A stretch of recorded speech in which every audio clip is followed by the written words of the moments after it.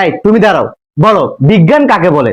Sir, বিজ্ঞান শব্দটাকে ভাঙলে পাওয়া যায় বিগ জ্ঞান, তার মানে হচ্ছে বড় জ্ঞান। সো বড় জ্ঞানকেই বিজ্ঞান বলে। না, তোমাকে দিয়ে হবে না। এই তুমি দাঁড়াও, বলো পৃথিবী আর চাঁদের মধ্যবর্তী দূরত্ব কত? Sir, 4 bench. 4 বেঞ্চ মানে? স্যার, 4 বেঞ্চ আগে আপনার মেয়ে বসে আছে। আপনার মেয়ে হচ্ছে চাঁদ, আর আমি আপনার মেয়ের পৃথিবী। দোস্ত, এসব বলিস না, গুনাহ হবে।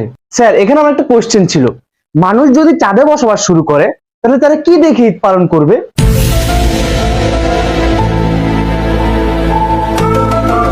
দোস্ত, ঈদ একটা পবিত্র জিনিস, এসব বলিস না, গুনাহ হবে। স্যার, এখানে আমারও একটা কোশ্চেন আছে, পৃথিবীতে থাকা মানুষরা চাঁদকে দেখিয়ে বলে ওই যে দেখো চাঁদ মামা, তার মানে পৃথিবী হচ্ছে চাঁদের বোন আর চাঁদ হচ্ছে পৃথিবীর ভাই, এই কারণেই তো তাকে মামা ডাকা হয়। তাহলে চাঁদে যদি মানুষ থাকে তাহলে মানুষরা পৃথিবীকে দেখে কি বলবে? ওই যে দেখো পৃথিবী আন্টি। দোস্ত, এসব বলিস না, গুনাহ হবে। তো একটু আগে তুই বলছিলি স্যারের মেয়ে চাঁদ আর তুই পৃথিবী, তাহলে কি তোরা ভাই বোন?